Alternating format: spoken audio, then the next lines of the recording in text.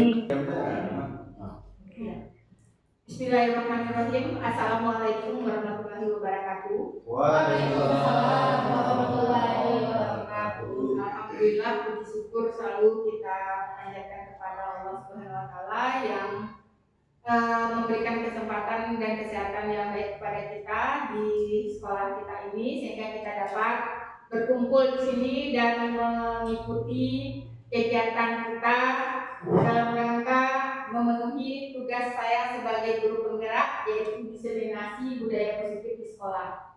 Sedikit pembukaan dari Bapak Kepala Sekolah kita kepada Bapak, dipersilakan.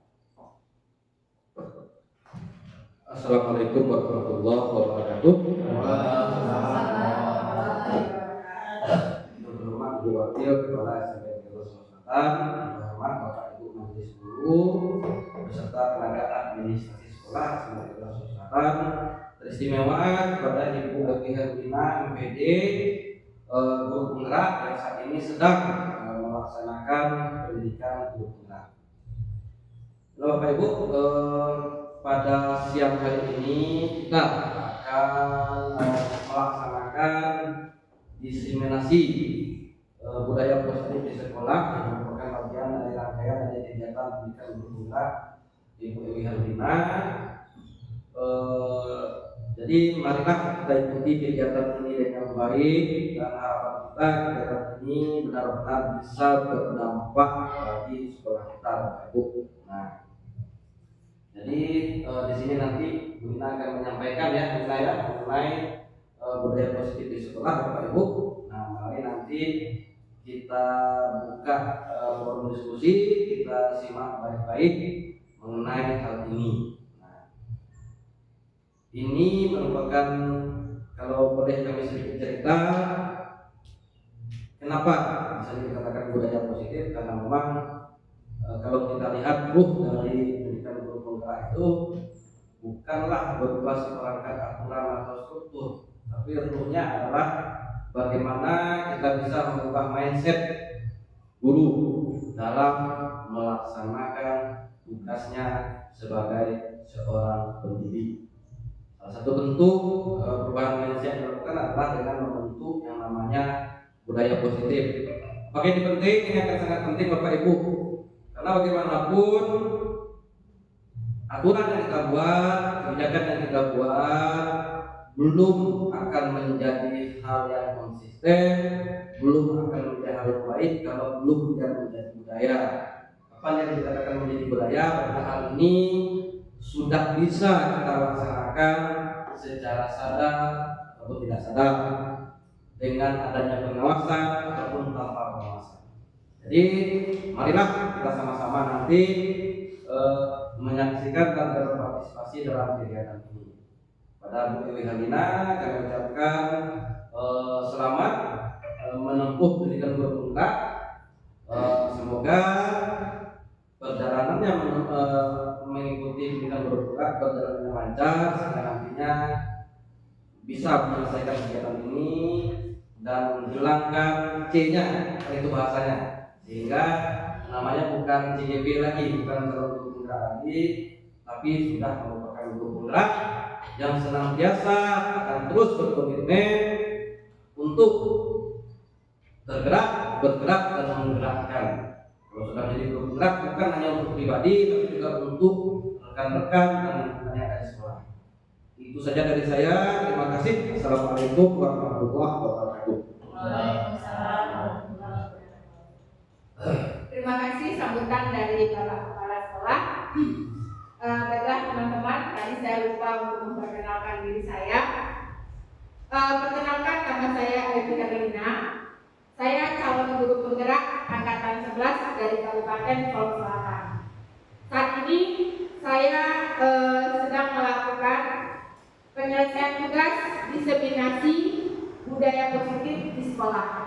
Nah, kepada teman-teman semuanya, mungkin teman-teman sudah biasa dengan kata-kata budaya positif. Tapi kita berharap apa yang kita terima, pemahaman yang kita terima lebih bagus kita arahkan ke arah yang lebih baik lagi. Nah, sebelum kita melanjutkan ke dalam pengertian pemahaman tentang budaya positif, kita tahu bahwasanya kita sebagai pendidik, sekolah adalah tempat kita menebar benih. Ya, sekolah itu merupakan lahan bagi kita untuk menebar benih kepada anak-anak didik kita. Nah, benih itu merupakan benih yang subur. Bagaimana yang subur itu? Yang subur itu adalah yang yang positif, yang memberikan nilai-nilai kebaikan, kebajikan. Nah, itulah yang akan diterima oleh anak didik kita. Jadi di sini saya membuat sekolah itu menurut Ki Hajar Dewantara adalah sebuah ekosistem yang dinamis, seperti ladang yang subur.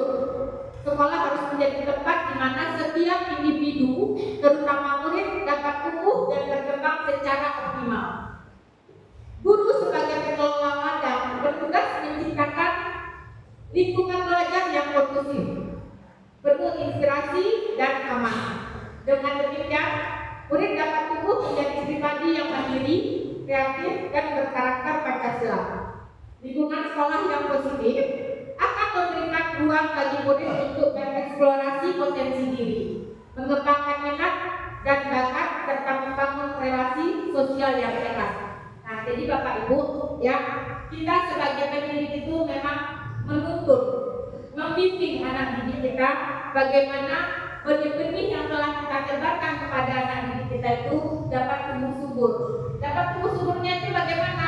Memang letak dia, memang teraplikasi apa yang kita berikan itu kepada anak didik kita dalam kehidupannya sehari-hari. Nah, selanjutnya kita mengenal budaya positif. Apa itu budaya positif? Kemudian, apakah di sekolah kita ini sudah tercipta budaya positif? Budaya positif merupakan sebuah pendekatan dalam pendidikan yang bertujuan untuk menciptakan lingkungan belajar yang aman, menyenangkan, dan kondusif bagi semua siswa. Konsep ini berfokus pada pengembangan karakter siswa, membangun hubungan yang positif, dan menciptakan lingkungan yang kondusif dalam pembelajaran. Ya, seperti yang kita ketahui, apa yang dibilang sama Bapak Kepala Sekolah, budaya positif itu dapat kita jadikan kebiasaan bagi anak-anak kita. Dapat kita jadikan itu merupakan perilaku yang tidak harus kita tegur, tapi sudah tumbuh dalam diri anak-anak kita.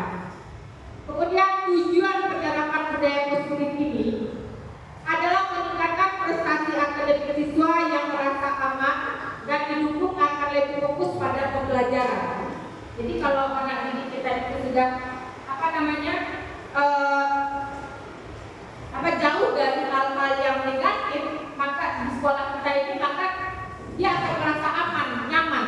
Tidak ada yang namanya ketakutan, tidak ada yang namanya merasa minder, tidak ada yang namanya kemuliaan lagi. Kemudian tujuannya yang lain adalah menciptakan iklim sekolah yang positif. Lingkungan sekolah yang positif akan membuat siswa lebih aman, nyaman, dan bahagia. Karena kenapa? Karena di lingkungan kita itu sudah baik semuanya, tidak ada hal-hal yang negatif. Maka teman-teman anak-anak yang lain itu merasa aman, nyaman, dia tidak merasa tertekan tadi, tidak merasa takut tadi, tapi mereka merasa nyaman karena teman-temannya, sekolahnya, guru-gurunya, dan juga lingkungan sekolah itu sendiri sudah memberikan kenyamanan dalam dirinya. Kemudian tujuan yang ketiga adalah mengembangkan karakter siswa, di mana budaya positif membantu siswa ini untuk mengembangkan nilai-nilai seperti tanggung jawab, empati, dan kerjasama. Ya, lanjut kepada tujuan terakhir, memperkuat hubungan guru siswa. Guru dan siswa membangun hubungan yang saling menghormati dan saling mendukung. Nah, itulah beberapa tujuan dari budaya positif yang kami ambil kesimpulannya.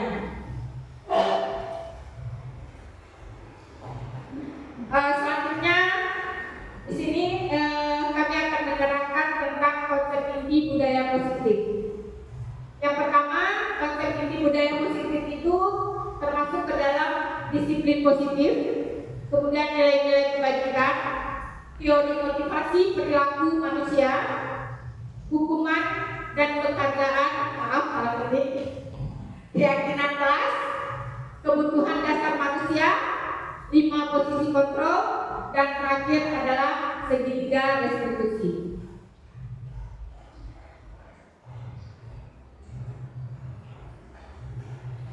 Baik, Bapak Ibu, kita mungkin tidak lepas dari kata-kata disiplin, ya Bapak Ibu. Ya. Karena selalu kita menerapkan kepada anak kita untuk selalu patuh kepada aturan-aturan yang telah kita buat, bersama. Nah, disiplin itu adalah sikap taat dan patuh. Sikap taat dan patuh terhadap aturan, norma atau nilai-nilai yang berlaku dan merupakan kemampuan seseorang untuk mengendalikan diri dalam bertindak sesuai dengan apa yang seharusnya dilakukan dan bertanggung jawab atas tindakan disiplin. Juga dapat diartikan sebagai kebiasaan untuk melakukan sesuatu secara teratur dan konsisten. Ya, jadi disiplin itu dituntut adalah sikap kita. Bagaimana kita itu menerapkan, menanamkan, dan hingga anak-anak ini mampu dia untuk melaksanakan apa yang namanya norma-norma yang berlaku di lingkungan sekolah, lingkungan masyarakat, maupun lingkungan keluarganya. Jadi disiplin ini sangat luas sekali cakupannya. Nah, kita berharap di sekolah kita inilah kita bisa menumbuhkan sikap disiplin kepada anak-anak. Bagaimana kita menuntutnya, bagaimana kita membimbing anak-anak tersebut sehingga disiplin itu merupakan sebuah budaya bagi anak kita. Jadi bukan hanya kepada anak, tapi tentu juga kita sebagai guru ya, karena kita merupakan tokoh ataupun sebagai role model dari anak-anak kita. Kemudian mengapa disiplin itu penting? Apakah penting disiplin itu Bapak Ibu? Ya, disiplin ini sangat penting ya Bapak Ibu ya. Tujuannya yaitu membantu kita fokus dan tujuan, membantu kita fokus pada tujuan dan konsisten dalam upaya mencapainya. Kemudian meningkatkan produktivitas. Dengan disiplin kita dapat mengatur waktu dan energi secara efektif sehingga pekerjaan dapat diselesaikan dengan baik. Kemudian membangun karakter. Disiplin membentuk karakter yang kuat seperti tanggung jawab, ketegasan dan ketekunan. Kemudian menciptakan ketertiban dan membuka peluang agar orang yang disiplin cenderung lebih sukses dalam berbagai aspek kehidupan. Tidak ada yang namanya berleha-leha kunci kesuksesan. Ya, yang ada itu disiplin adalah kunci kesuksesan. Nah, itulah yang akan kita selalu tanamkan kepada anak didik kita.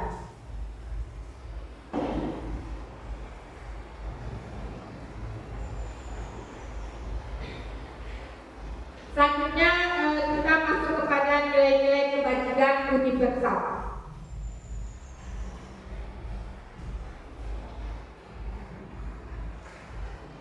Nilai-nilai kebajikan universal ini merupakan prinsip moral yang dianggap baik dan benar oleh sebagian besar masyarakat.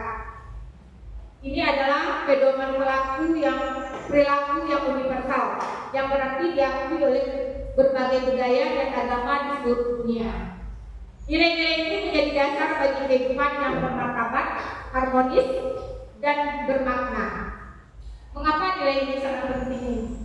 Mengapa nilai-nilai kebajikan ini sangat penting? Tentu sangat penting ya Bapak Ibu ya, karena ini akan membentuk karakter diri anak kita.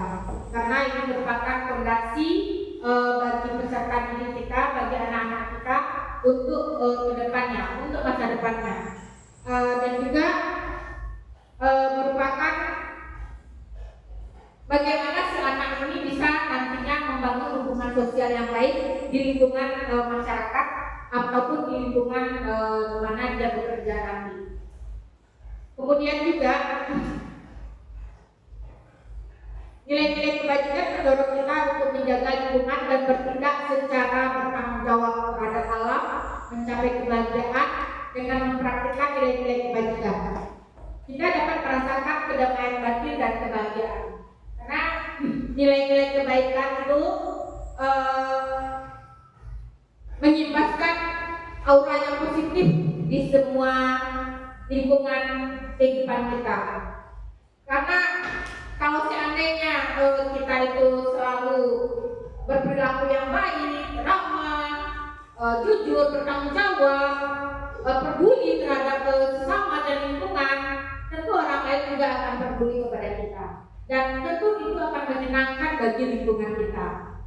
Jadi itulah berupa nilai-nilai kebajikan yang sangat penting bagi kehidupan kita. Nah, nilai-nilai kebajikan itu apa saja? Ya,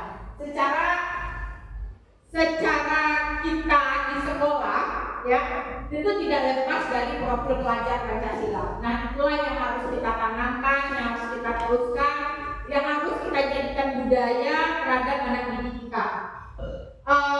Yaitu beriman bertakwa pada Tuhan Yang Maha Esa, berakhlak mulia, berkebinekaan global, gotong royong, mandiri, kreatif, dan bernalar kritis. Nah, kemudian hal ini pun dapat berdampak kepada keterampilan hidup bagi anak didik kita, yaitu dapat dipercaya, ngurus hati, pendengar yang aktif, kemudian tidak merendahkan orang lain, memberikan yang terbaik dalam dirinya dan juga bagi lingkungannya. Kemudian yang ini adalah Ibu Primary Years Program ini merupakan struktur yang harus ada di dalam lingkungan kerja atau lingkungan sekolah kita, yaitu toleransi, rasa hormat, integritas, mandiri, menghargai, antusias, empati, pengetahuan, kreativitas, kerjasama, percaya diri, dan komitmen. Nah, kemudian selanjutnya berdasarkan esensial tujuh, empati, suara hati, kontrol diri, rasa hormat, kebaikan, toleransi, dan keadilan. Nah, inilah nilai-nilai kebajikan universal yang harus kita cermati dan yang harus kita tanamkan kepada anak didik kita, sehingga nanti mereka mampu untuk mengiringi bagaimana anak didik kita ini dapat masuk ke dalam program zamannya. Nah, ini contoh nilai kebajikan universal, yaitu kasih sayang, rasa peduli, dan perhatian terhadap sesama. Nah, saya lihat di sekolah kita selalu tercermin itu ya, mereka saling merangkul, mereka saling peduli, mereka dapat informasi temannya yang tidak hadir. Nah, ini merupakan sudah tercermin, sudah nampak kasih sayang anak-anak didik kita antar sesamanya. Kemudian keadilan, yaitu memberikan kepada setiap orang apa yang menjadi haknya. Lanjut kejujuran, ya, kita selalu mencerminkan sikap kejujuran kepada anak didik kita. Contohnya saja, saya sering itu mendengar dan sering secara pribadi juga ya, Bu, saya dapat duit Bu. Nah, ini sudah merupakan, sudah tertanam kepada anak didik kita, bahwasanya mereka itu sudah ada nilai kejujuran dalam dirinya. Kemudian rasa tanggung jawab, yaitu mampu mempertanggungjawabkan tindakannya sendiri. Kita juga sudah melihat bagaimana perilaku anak kita berikan mereka tanggung jawab, seperti misalnya kegiatan upacara, tutup, mereka bersusah payah belajarkan diri, memberikan yang terbaik kepada sekolahnya, kepada teman-temannya, sehingga apa yang mereka tampilkan itu patut untuk kita berikan apresiasi. Kemudian rasa hormat, yaitu menghargai diri sendiri dan orang lain. Selanjutnya bekerja sama dengan orang lain dan mencapai tujuan bersama. Kemudian toleransi, kesederhanaan, pengampunan ini ya, saling memaafkan. Kita di tingkat SMP, di mana anak-anak kita ini sering berkelahi ya, ada saja walaupun hal-hal yang sepele, tapi bisa menjadi besar bagi mereka. Nah, tapi setelah itu, setelah kita mendengarkan curhatan mereka, setelah kita membimbingnya, menuntutnya, nah, mereka pun membuka pintu maaf dan menyadari bagaimana mereka bertindak. Kemudian kebaikan melakukan tindakan baik tanpa mengharapkan imbalan. Selanjutnya adalah teori motivasi perilaku manusia.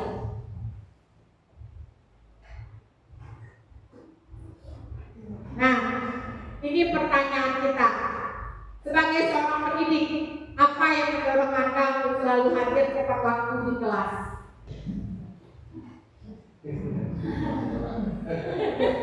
Ya?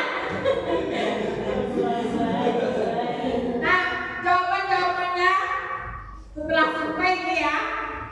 Apakah Anda datang tepat waktu karena takut akan konsekuensi jika terlambat? Seperti teguran atau surat peringatan? Atau apakah Anda termotivasi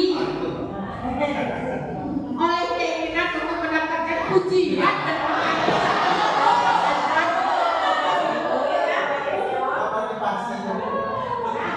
kemudian apakah Anda datang tepat waktu karena Anda menghargai waktu dan ingin menjadi contoh yang baik bagi murid-murid Anda?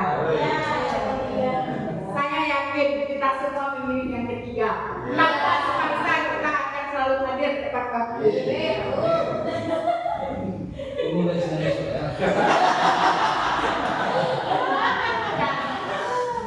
Oke, Anda percaya tindakan Anda sebagai guru akan dicontoh oleh murid-murid Anda. Nah, ini merupakan sudah menjadi nilai positif bagi diri kita, ya. Karena kita sebagai pendidik ini seperti apa yang dikatakan semboyan Ki Hajar Dewantara, bahwasanya guru itu digugu dan ditiru, ya. Nah, apapun yang kita lakukan kita memodel, ya, apapun itu sekecil apapun, ya. Malahan terkadang ada kok ibu pakai ini sekarang. Nah, ini merupakan sebuah perhatian dari anak didik kita, walaupun itu kecil. Sapi sebagai ibu kan. Oke, nah teori motivasi perilaku manusia. Nah teori motivasi perilaku manusia ini ya, kami mempelajari tentang bagaimana menghindari ketidaknyamanan atau hubungan apa yang akan terjadi apabila saya tidak melakukannya. Nah ini termasuk ke dalam motivasi eksternal, ya. Ada rasa ketakutan dalam diri kita. Karena apa? Karena kita memikirkan bagaimana ya pasien saya ini, karena ada sesuatu hal sehingga kita melakukannya. Nah ini adalah motivasi eksternal. Kemudian yang kedua adalah motivasi internal. Motivasi internal, ya, untuk mendapatkan imbalan dari orang lain atau institusi. Apa yang akan saya dapatkan apabila saya melakukannya? Berarti kita mengharapkan sesuatu. Kalau saya mengerjakan ini, nanti Pak Kepala pasti memberikan jempol kepada saya.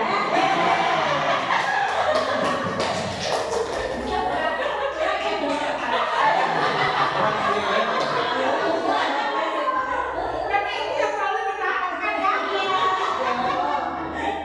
Oke, kemudian yang ketiga adalah motivasi internal. Ya, inilah sebetulnya tujuan daripada disiplin positif ini. Jadi untuk menghargai diri sendiri. Jadi motivasi internal itu memang kita menyadari bahwasanya kita ini menjadikan diri kita ini kita sebagai apa gitu. Kita menyadari tanpa adanya paksaan, tanpa ada penghargaan gitu kan. Kita betul-betul melakukan itu memang dari hati nurani kita. Bukan karena embel-embel jempol ya, bukan karena embel-embel yang lain, tidak, tapi betul-betul dari pribadi kita. Nah, inilah seharusnya yang selalu ada dalam diri kita dan juga akan kita biaskan kepada anak-anak didik kita. Sehingga lingkungan sekolah kita itu pun akan terasa aman, nyaman dan tentram. Jadi semoga kita saling peduli satu sama lain, saling memberikan praktik baiknya, supportnya kepada teman-teman kita sehingga tercipta kenyamanan di sekolah kita. Nah, lanjut kepada hukuman, konsekuensi dan restitusi. Hukuman, konsekuensi dan restitusi. sebelum kita melanjutkannya, tentu kita melihat dulu dari segi istilahnya, kemudian hukuman itu apa, konsekuensi itu apa, restitusi itu apa. Oke, hukuman merupakan tindakan balasan atas pelanggaran. Jadi hukuman itu merupakan tindakan balasan atas pelanggarannya. Anak mungkin merasa takut, ada namanya untuk kumaha, begitu ya. Nah, dia akan menimbulkan rasa takut. Namun hal itu mungkin akan terjadi lagi pengulangan tindakan dari si anak tadi. Jadi ini boleh dibilang ini motivasi eksternal ya, karena ada sesuatu yang mereka takutkan. Kemudian konsekuensi ini hasil alami dari suatu tindakan. Apa tujuannya? Belajar dari kesalahan, memahami akibat dari tindakan. Jadi mereka berpikir, ada critical thinking-nya di sini. Kalau saya melakukan ini, apa dampaknya bagi diri saya, bagi orang lain, atau bagi lingkungan? Nah, itu merupakan konsekuensi. Kemudian restitusi. Restitusi ini memperbaiki kerusakan. Kemudian tujuannya mengembalikan keadaan semula sehingga terbentuk rasa tanggung jawab diri dalam diri si anak atau diri kita. Itu restitusi. Nah, selanjutnya kita akan melihat bagaimana hukuman, konsekuensi, dan restitusi itu sendiri dalam kehidupan kita. Di sini saya membuat ada identitas gagal dan ada identitas sukses. Ya, pertama kita akan melihat hukuman. Hukuman itu sesuatu yang menyakitkan, harus terjadi. Kemudian konsekuensi sesuatu yang harus terjadi. Kalau yang restitusi merupakan pilihan. Kita bacakan ini dulu ya, nanti akan kita lihat bagaimana tindakannya dan perilakunya. Selanjutnya, hukuman itu tidak nyaman untuk murid atau untuk anak untuk jangka waktu panjang. Kemudian kalau yang konsekuensi, korban bisa diabaikan. Selanjutnya restitusi, korban mendapatkan ganti. Kemudian murid atau anak akan tersakiti dari segi hukuman. Kalau dari segi konsekuensi, murid atau anak dibuat tidak nyaman. Dan dari segi restitusi, murid atau anak mendapatkan penguatan. Lanjut, perilaku pasif atau agresif meningkat kalau kita memberikan hukuman. Sedangkan kalau si anak menyadari akan konsekuensinya, penguatan hanya bertahan dalam jangka waktu pendek, tapi dia akan ulang lagi. Kalau restitusi, masalah terpecahkan, jadi mereka berpikir ulang. Selanjutnya, dalam hukuman, sistem tidak akan berjalan bila murid tidak takut. Jadi dalam hukuman itu memang memang ada tercipta ketakutan dalam diri si anak. Jadi kalau sudah takut si anak, berarti hukuman sudah berjalan. Kemudian kalau konsekuensi, memerlukan monitoring dan supervisi terus menerus dari guru. Berarti kita harus mendampingi anak terus ya. Kemudian kalau restitusi, murid belajar bertanggung jawab untuk perilakunya. Jadi mungkin kita hanya sekali dua kali saja yang mendampingi menuntunnya. Kemudian mereka sudah mampu untuk bagaimana mengoreksi tindakan dan perilakunya. Selanjutnya, di hukuman berlaku hanya pada sebuah instansi, tidak berlanjut pada kehidupan nyata. Sedangkan konsekuensi membantu penerapan mengikuti peraturan dalam masyarakat. Dan restitusi fokus pada pemecahan masalah dalam jangka waktu yang panjang. Masalah teknis. Kemudian peraturan adalah dari segi hukuman ya, peraturannya adalah kamu harus ini, kamu harus mengerjakan ini, ya. Begitu kalau dari segi hukuman. Kemudian dari segi konsekuensi, apa peraturannya? Mampukah kamu melakukannya? Terima kasih kalau seandainya mereka melakukan tahu akan konsekuensinya. Selanjutnya dari segi restitusi, apa yang kamu yakini?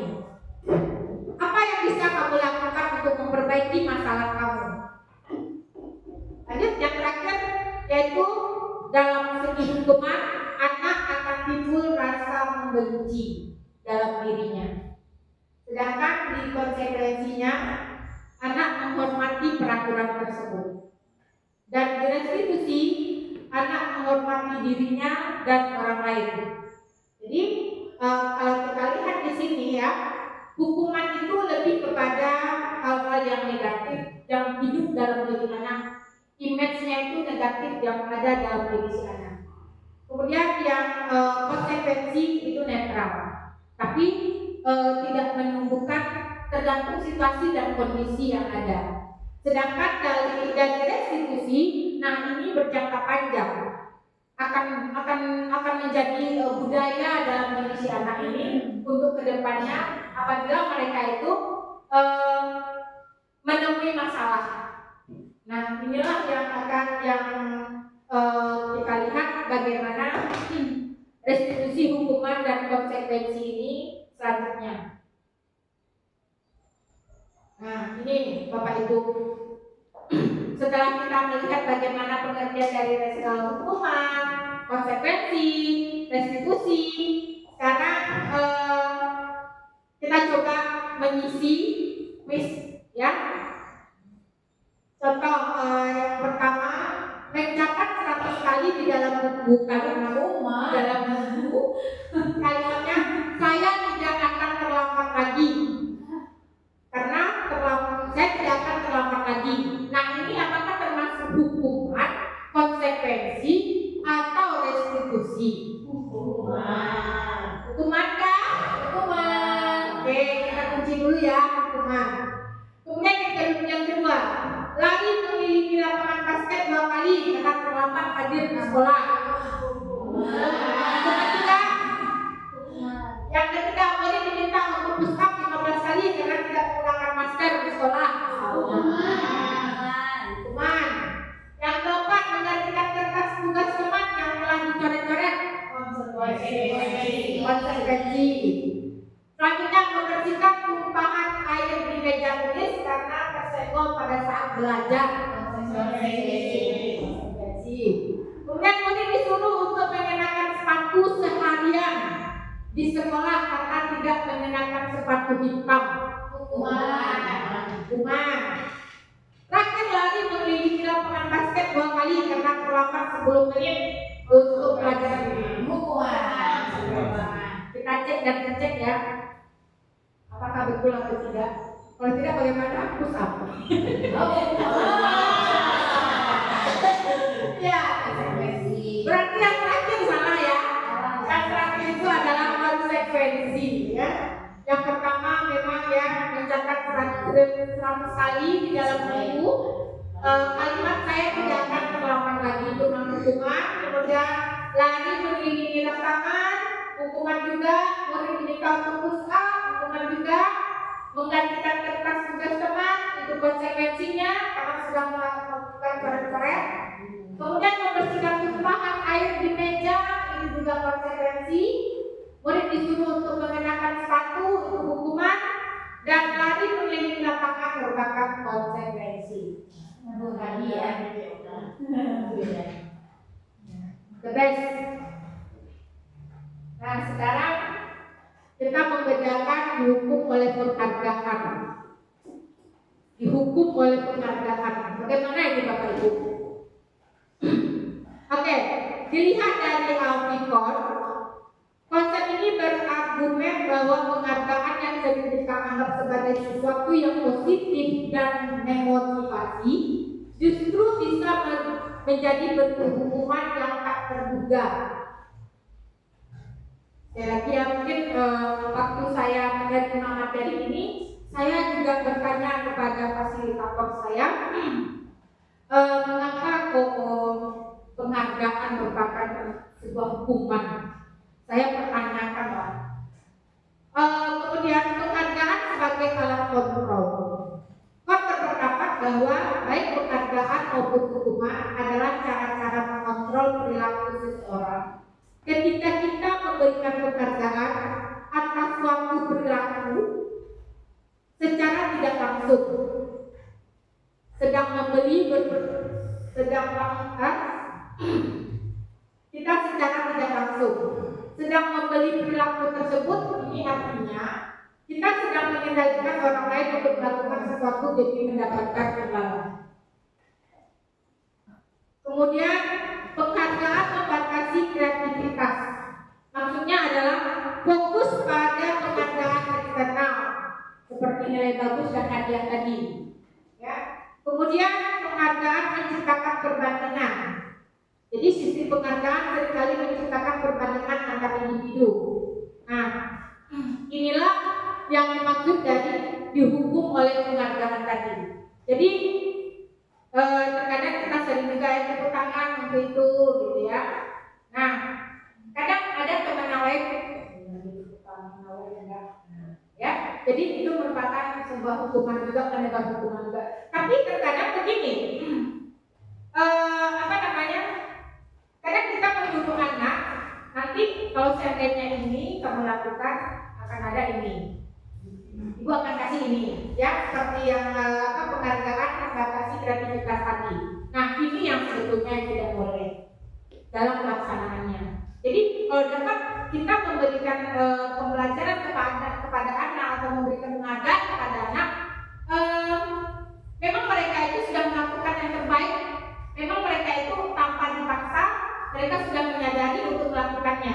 Nah, itu tidak apa-apa kita memberikan penghargaan kepada mereka, karena itu juga bisa kita memberikan motivasi juga kepada teman-teman yang lainnya.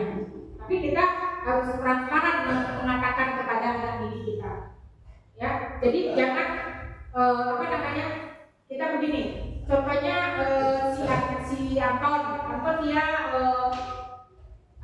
menyelesaikan tugas-tugasnya dengan baik. Nah, kita memberikan kepada apresiasi kepada si Anton, kepada anak didik kita, kepada anak didik kita yang lain, agar mereka ini mau juga seperti si Anton.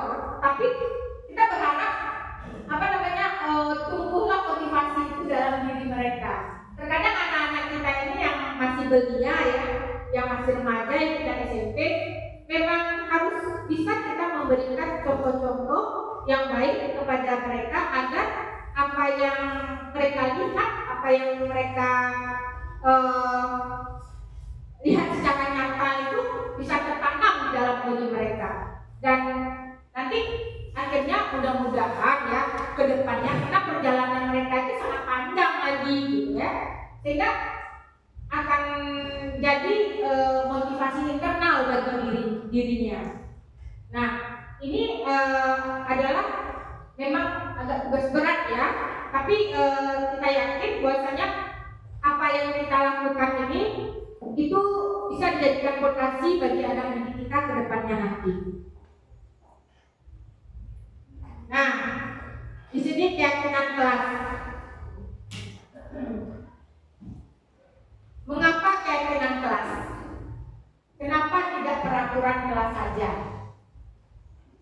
Nah, kita lihat perbedaan utama antara keyakinan kelas dan peraturan kelas. Kalau keyakinan kelas itu lebih fokus kepada nilai-nilai budaya positif si anak. Kemudian peraturan kelas perilaku yang diharapkan, ya, harus begini, harus begini. Tapi kalau yang keyakinan kelas memang keinginan mereka memunculkan nilai-nilai positif di dalam kelas mereka. Kemudian pembentukan, bagaimana cara terbentuknya keyakinan kelas ini. Nah, kalau keyakinan kelas itu guru bersama-sama siswa. Kalau peraturan kelas biasanya guru saja yang membuat, kemudian nanti ditempel langsung di kelas siswa tersebut. Kemudian fleksibilitas lintasannya. Nah, di sini keyakinan kelas itu anggota kelasnya itu sangat ingin menerapkan, mentaati apa yang telah dibuatnya. Jadi dia termotivasi secara internal dalam dirinya, tidak dipaksa-paksa. Sedangkan kalau peraturan kelas itu sangat minim sekali, ya, semangat anak-anak untuk menjalankan peraturan itu sangat kecil. Kemudian motivasi tadi, ya, motivasi internal. Kalau keyakinan kelas itu motivasi internal, memang keluar dalam dirinya. Kelas kita ini harus begini, kita harus begini. Memang inisiatif dari anak-anak tersebut. Dan peraturan kelas itu lebih kepada motivasi eksternalnya, karena menyebabkan hukuman ataupun ada sesuatu yang akan mereka terima.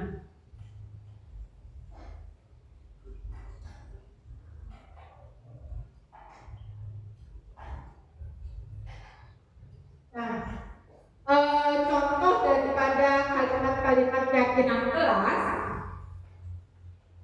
nilai kebajikan yang dituju di sini, ya. Contohnya adalah kembalikan barang ke tempatnya. Berarti si anak diminta untuk apa dia? Bapak Ibu, kembalikan barang pada tempatnya. Nilai apa yang diminta dalam jawab? Nah, berarti kita sudah menumbuhkan rasa tanggung jawab diri si anak, sudah menghidupkannya di dalam kelas tersebut. Kemudian dilarang mengganggu orang lain. Menghargai, itu termasuk menghargai. Kemudian hadir di sekolah 15 menit. Ya, itu tanggung jawab diri. Ya, tanggung jawab diri karena mereka harus hadir. Kemudian dilarang melakukan kekerasan. Berarti anak dituntut untuk apa? Untuk menghormati orang lain, untuk menghargai juga orang lain.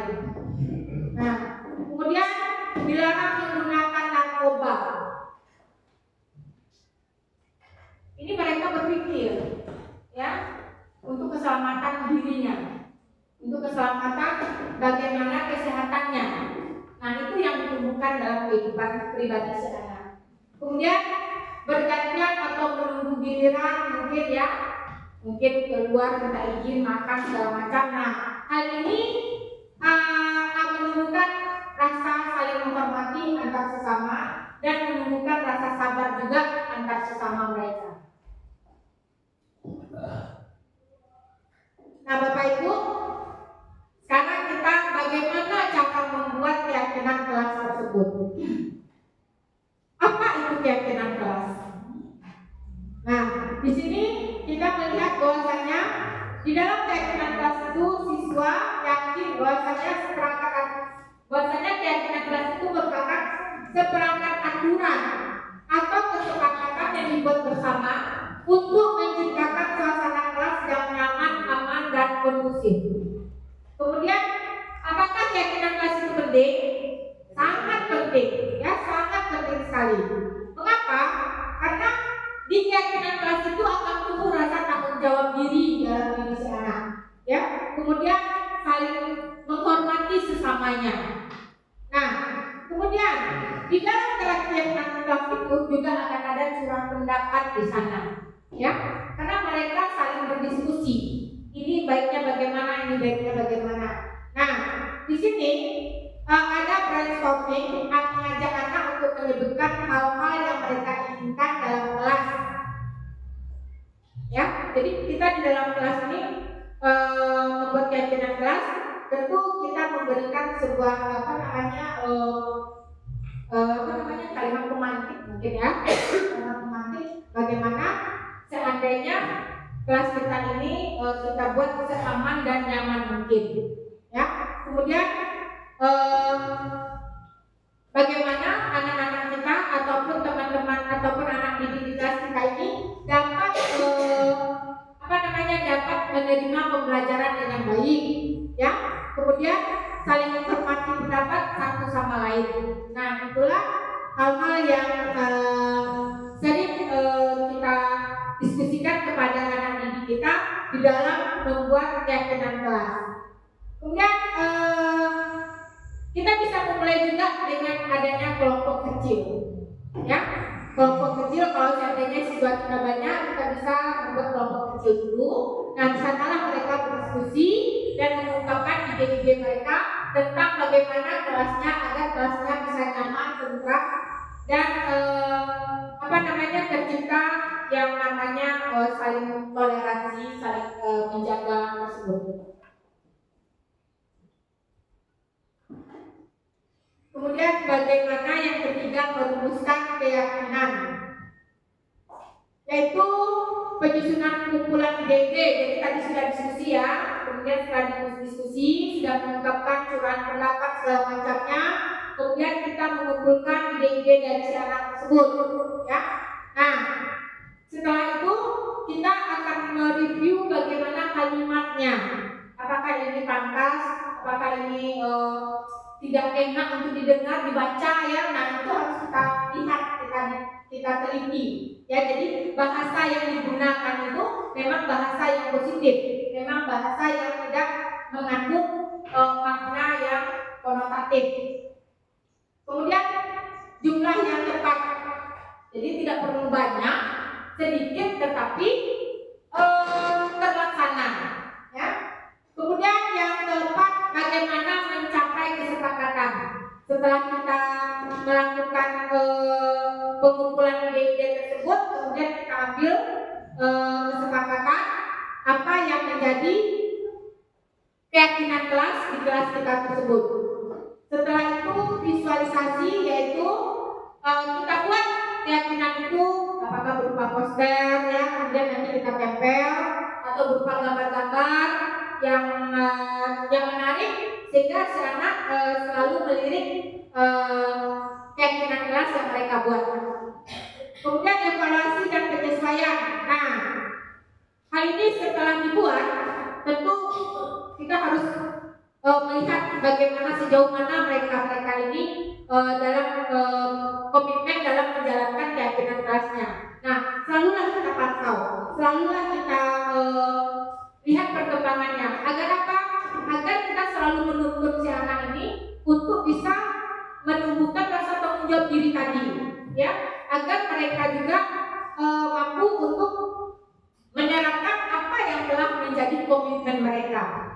Jadi itulah tujuannya, agar kita selalu mengevaluasi dan menyesuaikan apa keyakinan kelas yang telah kita buat tersebut.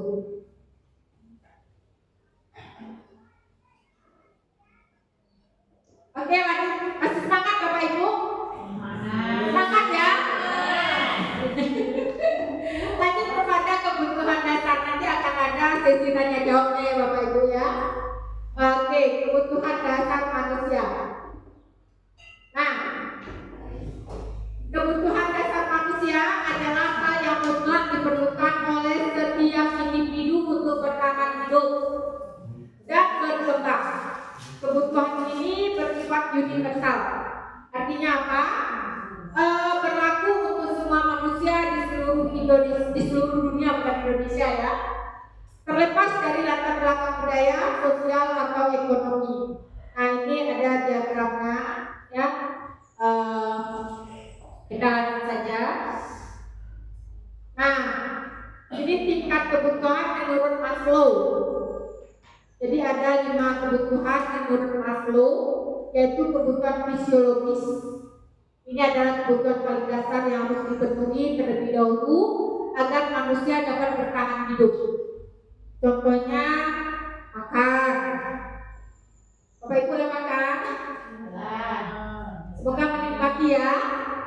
Kemudian ya, makan, minum, udara, tidur, seks juga merupakan kebutuhan fisiologis kita. Ya, jangan dianggap tidak.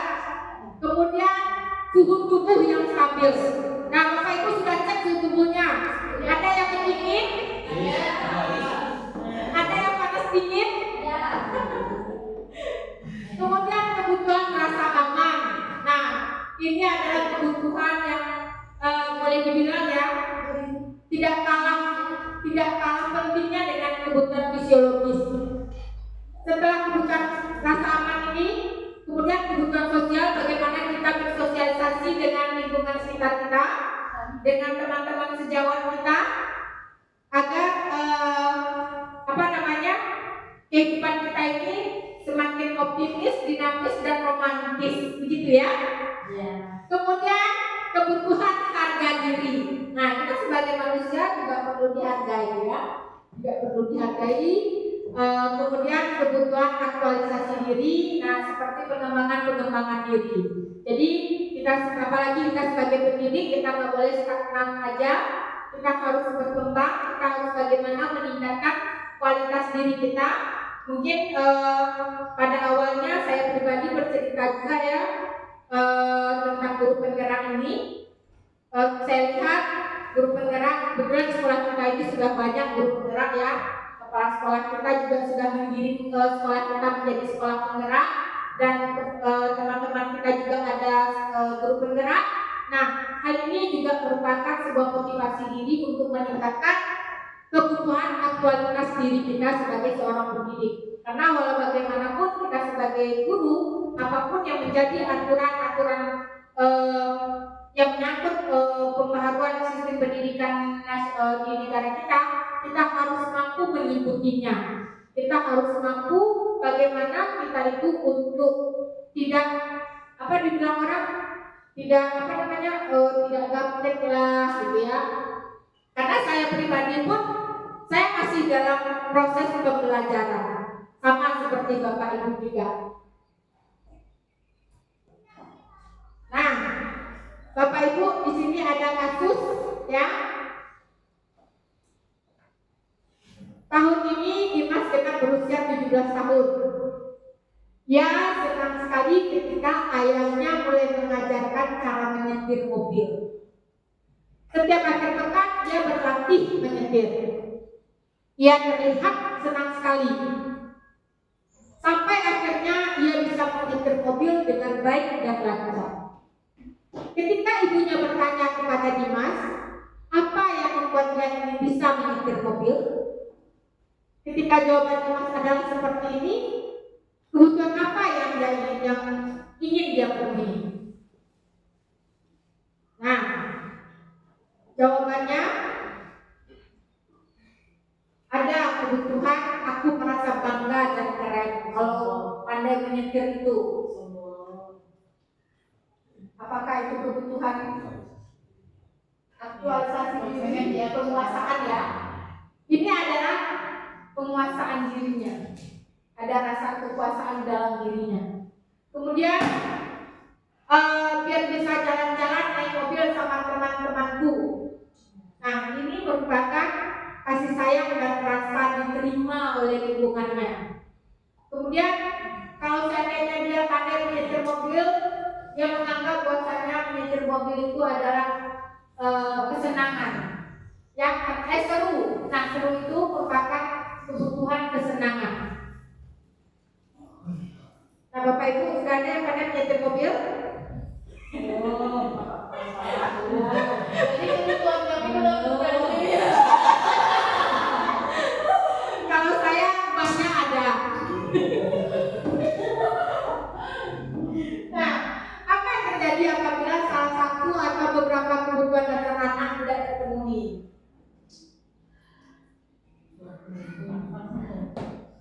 Nah, kalau seandainya kebutuhan anak tidak terpenuhi, salah satunya yaitu pasti perkembangannya akan berdampak negatif, ya, baik secara fisik maupun psikologis.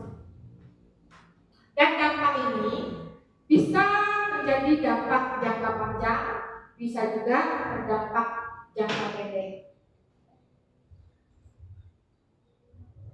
Nah, kita sebagai orang tua kita selalu membimbingnya, menuntutnya bagaimana kebutuhan-kebutuhan tersebut bisa terpenuhi secara maksimal. Ya, sebagai orang tua, tugas kita dua ya, orang tua di sekolah dan juga orang tua di rumah. dan kita selalu memaksimalkan bagaimana kebutuhan itu bisa terpenuhi secara baik. Baik Bapak Ibu, lanjut kepada 5 posisi kontrol. Nah, 5 posisi kontrol di dalam restitusi, kita sudah masuk ke dalam restitusi ya, yaitu posisi penghukum. Posisi penghukum ini maksudnya adalah seseorang penghukum bisa menggunakan hukuman fisik atau hukuman verbal. Orang-orang yang menjalankan posisi penghukum senantiasa mengatakan bahwa sekolah memerlukan sistem atau alat yang dapat lebih menekan murid-murid. Guru-guru yang menerapkan posisi penghukum akan berkata, patuhi aturan saya, atau awas, kamu selalu saja salah. Pasti selalu yang terakhir selesai. Guru seperti ini senantiasa percaya hanya ada satu cara agar pembelajaran bisa berhasil, yaitu dengan cara dia sebagai penghukum. Kemudian posisi pembuat merasa bersalah. Nah, posisi guru yang seperti ini, guru akan bersuara lebih lembut, ya, lebih lembut dia. Pembuat merasa bersalah akan menggunakan keheningan yang membuat orang lain merasa tidak nyaman, bersalah atau rendah diri. Kata-kata yang keluar dengan lembut akan seperti ibu sangat kecewa dengan yang kamu lakukan. Itu salah satu contohnya ya. Kemudian berapa kali Bapak harus memberitahu kamu ya? Selanjutnya gimana coba kalau orang tua kamu tahu kamu berbuat begini? Nah, ini merupakan kata-kata pembuat rasa bersalah yang kita tanyakan kepada anak, yang kita lemparkan kepada anak. Selanjutnya posisi teman. Ya, posisi teman bagaimana kita mengakrabkan diri dengan anak didik kita sehingga mereka tidak merasa tertekan. Nah, di sini guru pada posisi ini tidak akan menyakiti murid, ya. Kemudian selalu mengontrol bagaimana agar terjalin sebuah interaksi atau hubungan yang baik antara kita dengan anak didik kita. Kemudian posisi pemantau. Pemantau berarti mengawasi. Nah, mengawasi kita bertanggung jawab atas perilaku dari anak didik kita. Itu posisi pemantau. Selanjutnya posisi manajer. Nah, posisi manajer yang terakhir adalah posisi di mana guru berbuat sesuatu bersama dengan murid, ya, mempersilahkan murid mempertanggungjawabkan perilakunya, mendukung murid agar dapat menemukan solusi atas permasalahannya. Nah, dari posisi-posisi tersebut, kita sebagai pendidik, posisi manajer inilah peran kita, posisi kita, ya, karena kita selalu dapat memberikan pembinaan, memberikan keyakinan kepada anak didik kita sehingga anak didik kita itu bisa mengarahkan perilakunya kepada hal yang positif. Dan akhir ceritanya nanti anak didik kita ini akan menyadari dan akan timbul rasa tanggung jawab yang tinggi di dalam diri anak didik kita.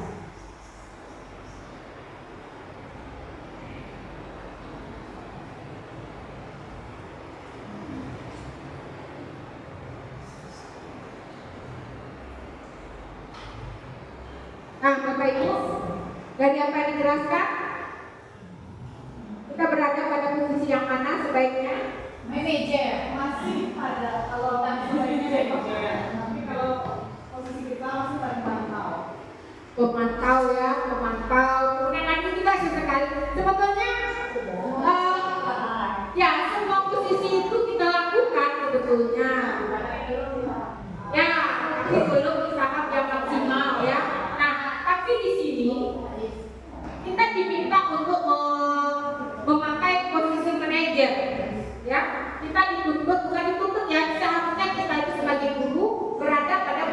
manajer. Jadi kita tidak memilih posisi teman hukum ya, tidak. Kita harus memakai posisi manajer. Nah, masuk ke segitiga restitusi kita. Oke, segitiga restitusi merupakan sebuah konsep dalam pendidikan yang bertujuan untuk membantu siswa memperbaiki kesalahannya. Jadi bukan sekedar memberikan hukuman. Ini adalah pendekatan yang lebih positif dan konstruktif. Kenapa konstruktif? Karena itu akan tumbuh di dalam diri si anak. Sehingga memungkinkan kepada siswa itu untuk belajar dari pengalaman mereka dan tumbuh menjadi individu yang lebih baik. Nah, segitiga restitusi ini ada 3 tahap ya. Yang pertama menstabilkan identitas, yang kedua validasi tindakan yang salah ya kepada anak didik kita, kemudian yang ketiganya menanyakan keyakinan. Nah, itu tadi keyakinan kelas yang kita buat tadi, sehingga apa yang mereka buat, apa yang sudah menjadi komitmen mereka menyadari dan akhirnya mereka pun bertanggung jawab atas kesalahan dari perilaku mereka, dan kedepannya itu akan menjadi pembelajaran di dalam hidup mereka. Konsep dasar segitiga restitusi itu ada 3, yaitu menstabilkan identitas. Di sini tujuannya adalah kita mendidik anak kita agar mereka dapat kesalahan apa yang mereka lakukan itu bisa merupakan sebuah pembelajaran bagi mereka. Ya, itu menstabilkan identitas. Kemudian yang kedua, validasi tindakan yang salah. Ya, kemudian kita memvalidasi tindakan yang salah itu kita menuntut anak didik kita memberikan sebuah sebuah gambaran dampak yang perilaku yang mereka lakukan tersebut, apakah itu berdampak baik di dalam dirinya atau tidak. Kemudian apakah perilaku yang mereka lakukan itu benar atau tidak. Dan yang terakhir menanyakan keyakinan. Nah, menanyakan keyakinan merupakan langkah terakhir bagi kita ya, untuk merenungkan nilai-nilai yang mereka yakini. Nilai-nilai yang mereka yakini ini kalau kita di sekolah terkait dengan keyakinan kelas kita, kesepakatan kelas kita, apa yang telah menjadi komitmen di dalam kelas kita tersebut. Nah, dari apa yang mereka lakukan, kemudian bagaimana kedepannya si anak ini dapat bertanggung jawab atas tindakannya.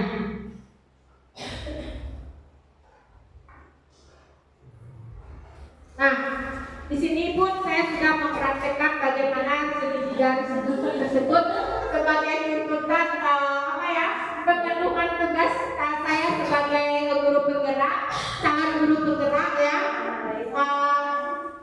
Ada anak kita yang namanya Salunan Nanti, kemudian ada anak kita Renaldi ya, saya juga sudah menerapkannya. Kemudian itu saja Bapak Ibu, mudah-mudahan apa yang menjadi informasi saya hari ini dapat memberikan kebaikan kepada kita semua. Mungkin Bapak Ibu ada yang bertanya? Silakan Bapak Ibu, pertanyaan untuk kita ini.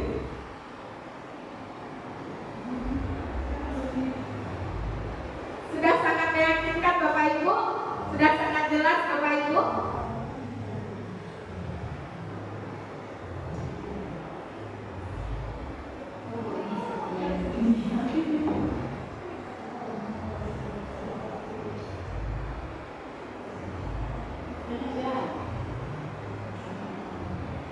Bagaimana Bapak Ibu?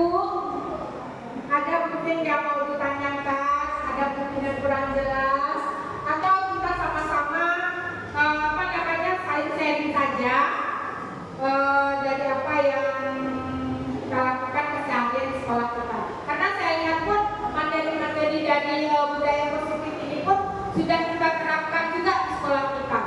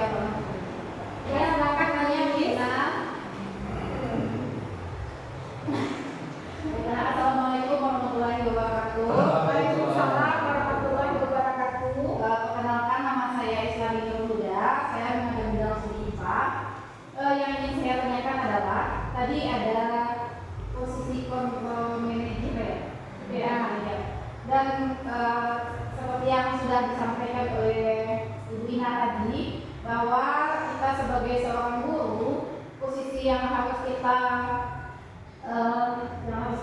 lakukan itu adalah posisi manajer. Dan saya ingin lebih paham lagi seperti apa itu posisi manajer. Dan saya harapkan kalau memang itu posisi yang terbaik, saya berharap juga kita semua bisa mempraktekkan posisi manajer tersebut di sekolah kita, sehingga kenyamanan dan keberhasilan itu bisa kita capai di sekolah kita ini. Terima kasih. Baik, terima kasih Ibu Islami atas pertanyaannya. Memang benar ya, kita sebagai guru seharusnya kita melakoni posisi manajer ini. Ya, walaupun kita tahu bahwasanya posisi-posisi yang lain pun itu tidak lepas dari diri kita juga. Tetapi kalau bisa ya, memang posisi manajer inilah yang paling maksimalnya. Mengapa demikian? Ya, karena di dalam posisi manajer ini ya, kita sebagai guru itu menuntun si anak agar si anak ini menyadari akan perilakunya dan bisa menumbuhkan rasa tanggung jawab terhadap tindakannya. Mungkin tindakan si anak ini salah atau tindakan si anak ini melanggar apa yang sudah menjadi komitmen kita di kelas atau di kesepakatan kelas mereka. Nah, kita sebagai guru ini selalu bisa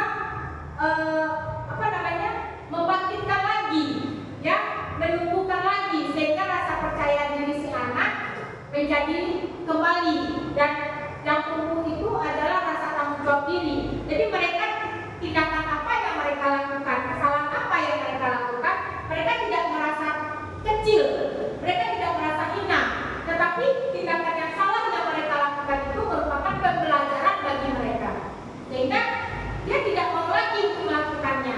Kenapa? Karena dia sudah meyakini bahwasanya tindakannya itu betul-betul tidak ada faedah baiknya, tidak ada nilai-nilai kebajikan di dalam dirinya tersebut. Nah, itulah yang posisi manajer yang diharapkan oleh seorang guru untuk anak didiknya, sehingga apa yang mereka buat itu bukan malah menyudutkan mereka, tidak, tapi mereka tetap bangkit dan mereka menyadari bahwasanya apa yang mereka lakukan itu betul-betul merupakan sebuah kesalahan, sebuah pembelajaran, dan menjadikan hal itu pembelajaran bagi kedepannya bagi si anak didik itu, dan menumbuhkan rasa tanggung jawab diri bagi anak didik tersebut. Begitu Bu Islami. Baik, terima kasih Bu Ina atas penjelasannya. Terima kasih kembali. Ini Bapak Ibu yang lain ada yang ditanyakan? Ya, silakan Bu Lini. Baiklah, perkenalkan nama saya Diani. Saya ingin menanyakan kepada siapa saja institusi ini kita lakukan, apakah pada semua siswa atau siswa dengan kriteria tertentu dalam institusi. Ya, mungkin kita kembali kepada pengertian restitusi itu ya. Restitusi itu kalau dari segi hukumnya itu adalah ganti rugi. Ya, tapi kalau kita sebagai seorang pendidik,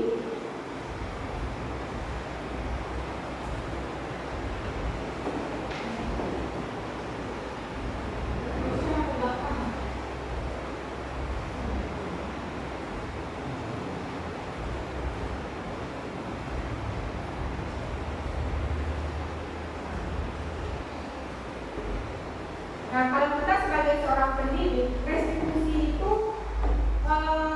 bagaimana kita menuntun si anak agar si anak ini mampu memperbaiki perilakunya, ya, mampu memperbaiki perilakunya sehingga perilaku kesalahan yang dia buat itu menjadikan pembelajaran bagi mereka. Nah, kepada siapa saja, kalau anak yang tidak salah, tak mungkin kita restitusi. Kalau anak yang tidak melanggar, tak mungkin kita restitusi. Kemudian siapa-siapa saja yang bisa direstitusi. Mungkin kepala sekolah bisa restitusi kita sebagai seorang guru. Karena apa yang menjadi komitmen kita dengan sekolah, mungkin ada yang pernah kita langgar. Bisa jadi Bapak Kepala Sekolah pada institusi kita. Kemudian juga kita sebagai seorang guru atau pendidik, ya, itu kita tidak lepas dari perilaku anak-anak didik kita.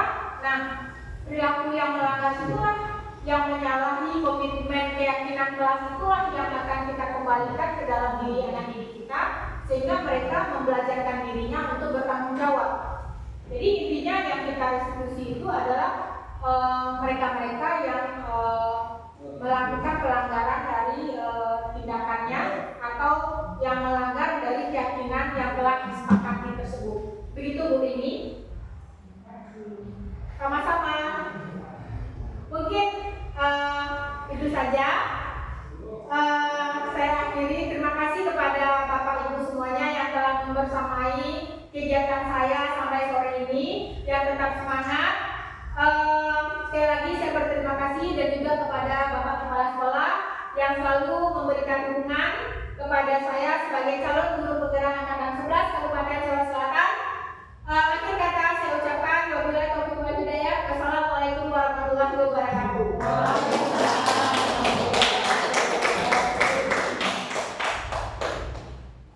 Terima kasih kepada Bu Ina. Ini mungkin sedikit dari